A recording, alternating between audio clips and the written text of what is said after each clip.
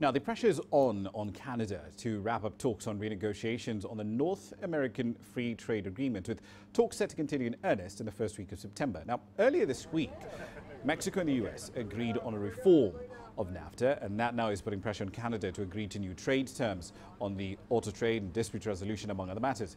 Canada's Foreign Minister Chrystia Freeland has described talks between her and the US Trade Representative as very constructive after their meeting on the 28th of August.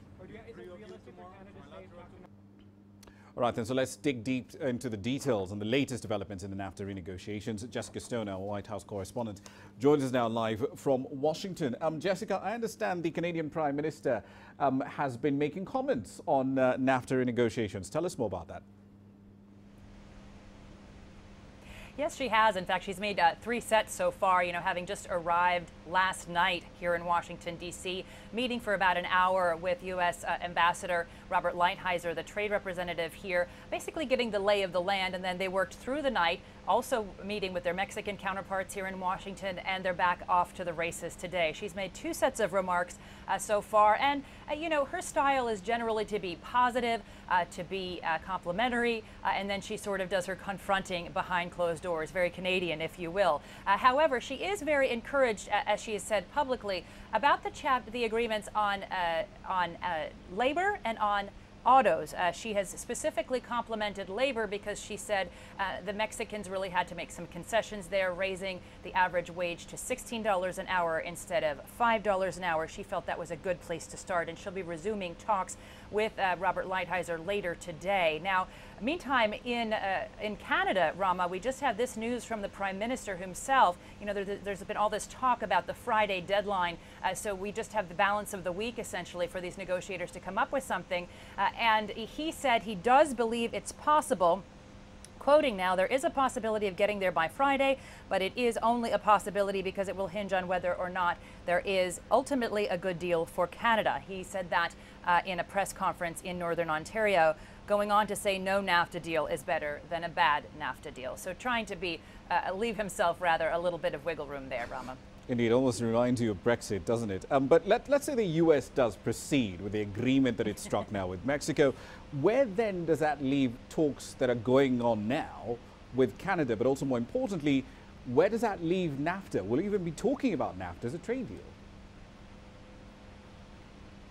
It's very possible that we won't, of course, because Donald Trump himself, when announcing this tentative agreement on Monday, said he was going to do away with the name because he felt it had bad connotations, especially for American workers.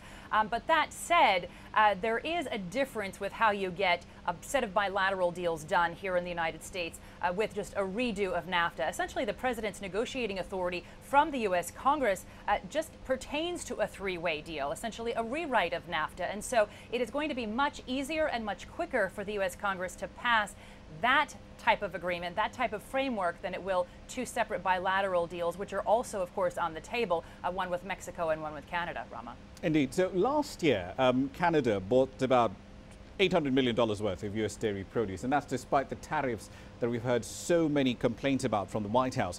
Exports sitting at 3-year high, according to the U.S. Dairy Council. Export volumes at an all-time high as well. Looking at these numbers, business is good. So where's all this angst about Canadian dairy coming from?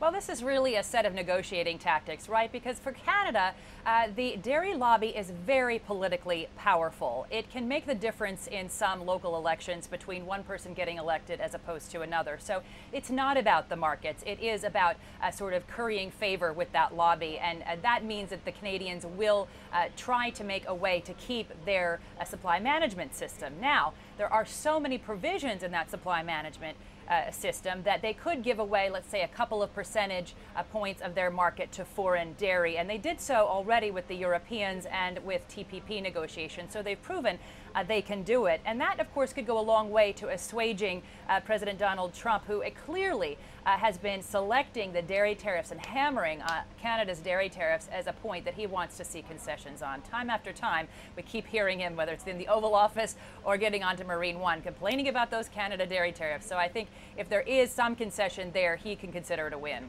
Indeed, but that ultimately would be a quid pro quo, wouldn't it? Because the Canadians agreed to let in 18,000 tons of cheese from the EU If they give the Americans a similar concession, what do they want in return?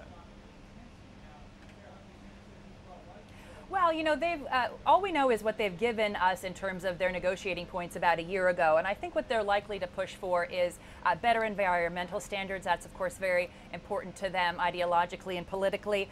They are really keen on getting resolution on a certain type of dispute resolution with companies versus the government. That could be an area where they could work something out. And in any case, if they can go back to Ottawa and back to their constituents and say, hey, we didn't lose the entire quota system, it's possible that they could consider that a win, at least domestically. Rama.